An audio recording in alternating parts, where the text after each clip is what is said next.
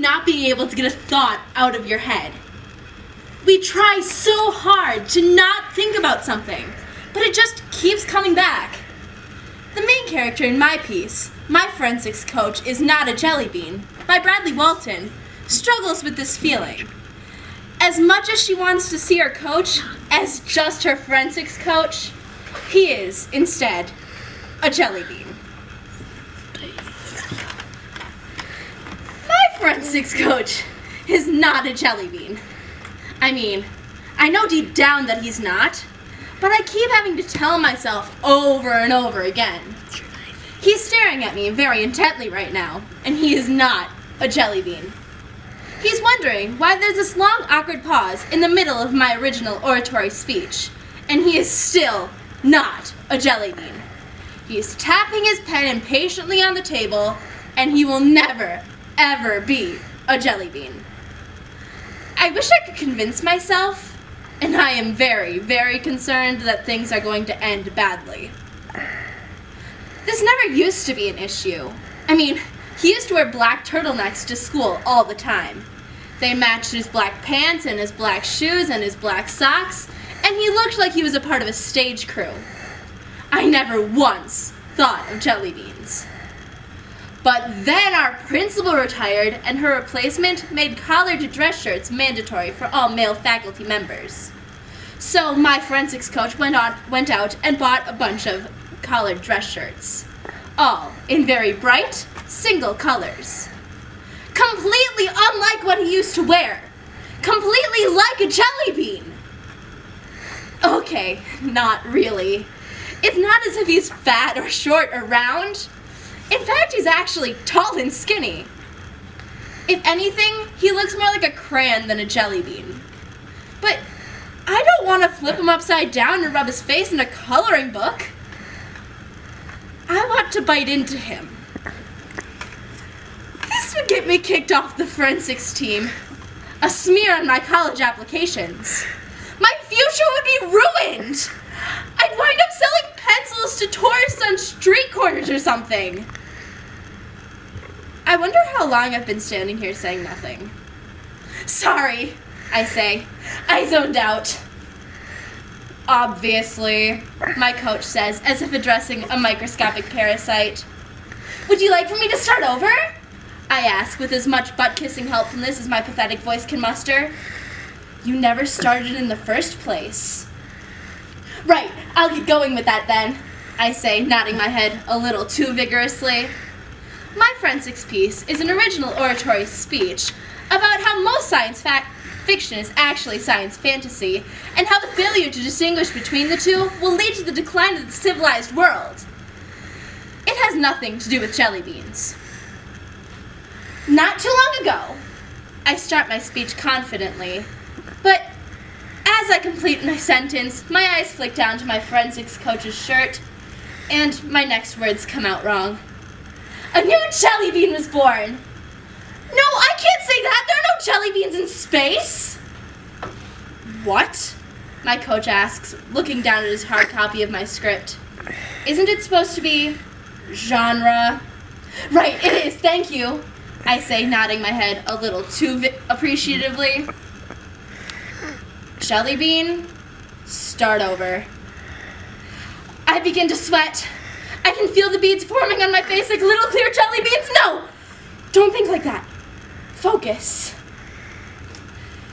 Not too long ago, in our very own galaxy, a new genre was born! There, I did it! Okay, now can you say it without contorting your face like you're in pain? My face was contorting? Like you were trying to remove your wisdom teeth with a spatula. It was impressive, yet disturbing. Are you feeling okay? I'm fine, I say. Your shirt is red. I bet it tastes like strawberry jelly beans! And just like that, I know I've lost the fight. Whatever happens, happens. It's out of my hands. You're fine, my coach asks again, obviously cluing into the fact that I am anything but fine. Totally fine! don't believe you. Why not? For one thing, you're not making eye contact with me right now, unless I've suddenly sprouted eyes on my shirt. Your shirt is very red. Okay, so how about we reschedule your forensics practice for tomorrow? How does that sound? Red like a jelly bean? So how about tomorrow? No, I don't want to go yet. I feel like we've done all we can today. Like a giant strawberry jelly bean? Okay, listen. You're starting to freak me out a bit. Whatever this thing is, it's jelly beans. You need to go home, deal with it, and leave it there, okay? Don't bring it with you to forensics practice tomorrow. Actually, how about we reschedule for next week? How does that sound? Please stop looking at me like that. How about after winter break? That'll give you all of November and December to work out whatever this thing is that's going on with you. So, have a nice Halloween. There's the door. See you in January. I think it's the mention of Halloween that does it. Halloween, trick-or-treating, candy, jelly beans! My forensics coach is standing very close to me right now, so I bite into his shoulder. There is screaming. The screaming is not coming from me. I know this because it is very loud and right in my ear. I wish it would stop. Admittedly, he doesn't taste like jelly beans at all. He tastes like shirt. But I can pretend. I wish I could pretend that my forensics coach wasn't screaming in my ear, but my imagination isn't that strong. My forensics coach's screams start to cohere into language, resembling the words not and and jelly bean.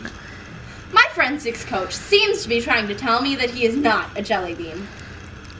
My forensics coach is not a jelly bean. It sounds familiar somehow, like a long-forgotten mantra embedded by sheer repetition in my subconscious memory. My forensics coach is not a jelly bean. My forensics coach is not a jelly bean. My forensics coach is not a jelly bean! I release my thrashing forensics coach from my jaws, and he pushes me away. What was that? He yells. I'm sorry. I thought you were a jelly bean. Obviously, but why? Your shirt. I got that part, but it still doesn't make sense. I know the thought just got stuck in my head and wouldn't let go. It's not the only thing that wouldn't let go, he says, rubbing his shoulder. Does this mean I'm off the team? Yes!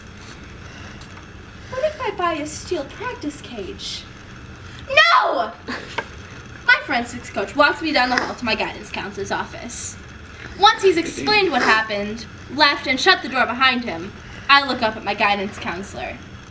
He's wearing a bright green shirt that reminds me of a lime jelly bean. Oh, shoot. My guidance counselor is not a jelly bean. My guidance counselor is not a jelly bean.